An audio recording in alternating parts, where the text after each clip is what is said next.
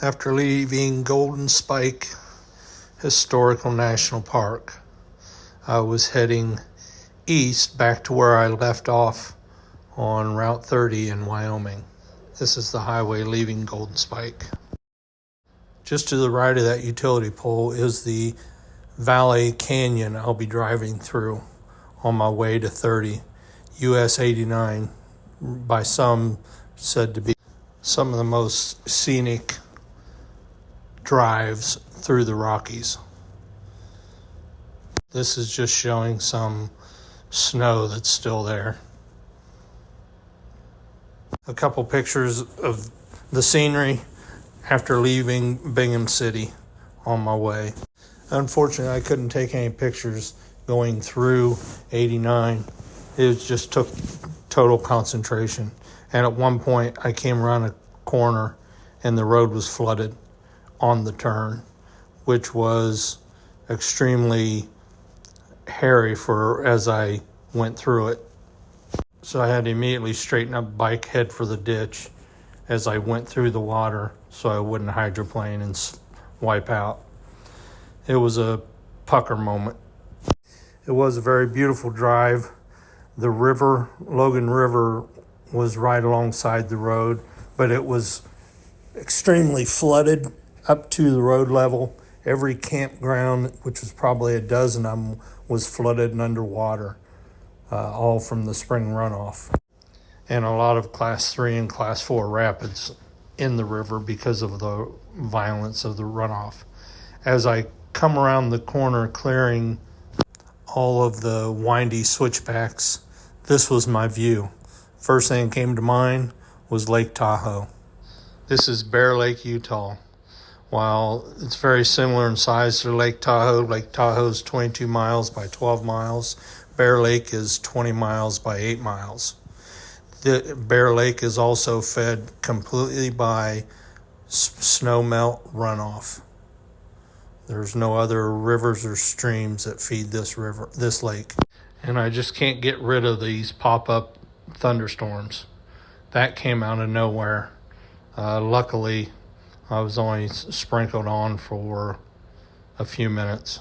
Never really amounted to anything. It just looks a lot more ominous than it actually was.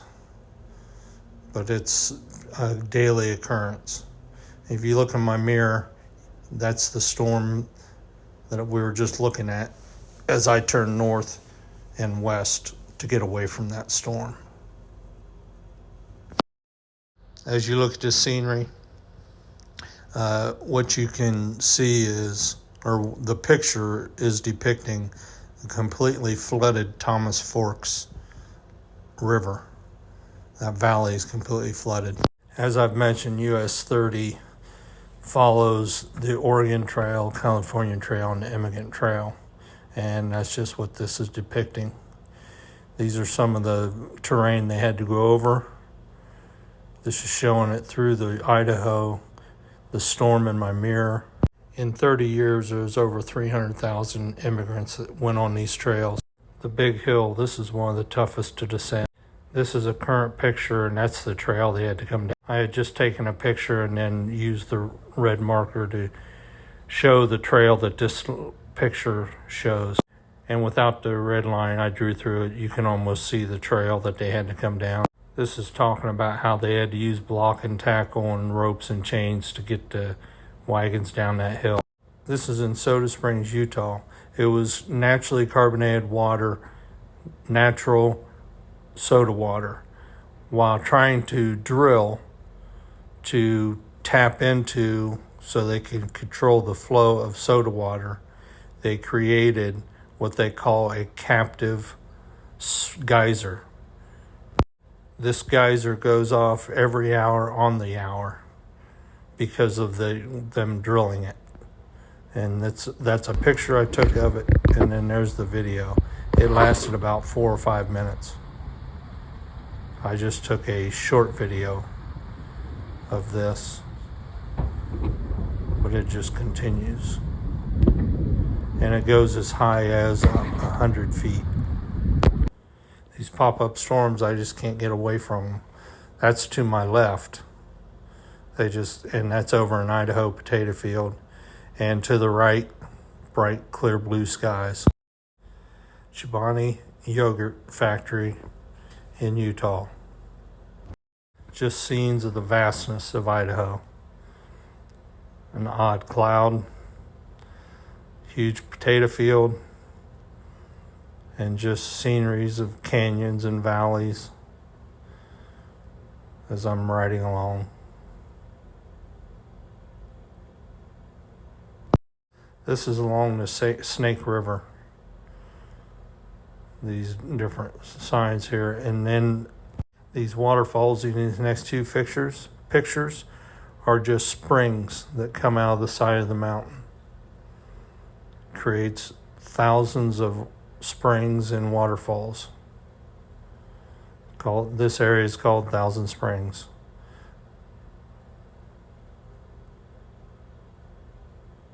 This is another area with a bunch of fossil beds.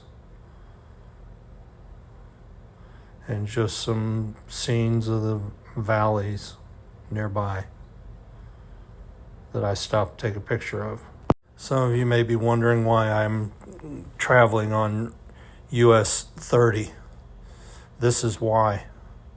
Most of the time, this was my view. No traffic and decent roads and beautiful scenery. So if you're traveling and are not in a hurry, I highly recommend you driving the old highways instead of the interstates. You miss so much on the interstates.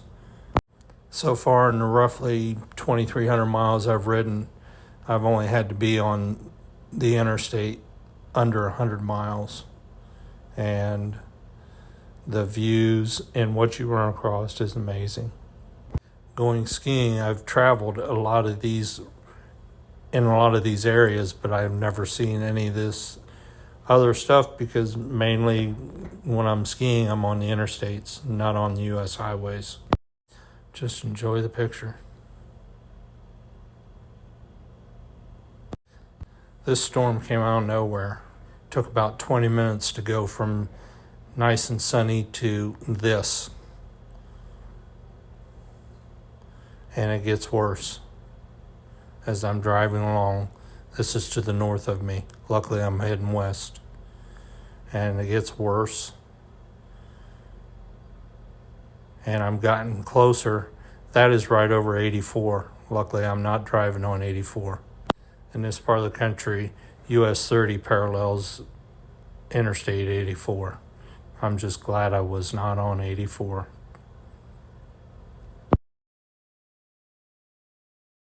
This is just a nice neighborhood as I was driving through a town on old US 30.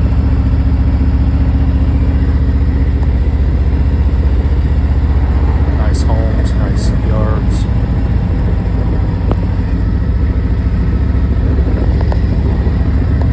This morning, leaving the post office in Burley, Idaho, because I mailed some stuff back to Lori, I saw this mural.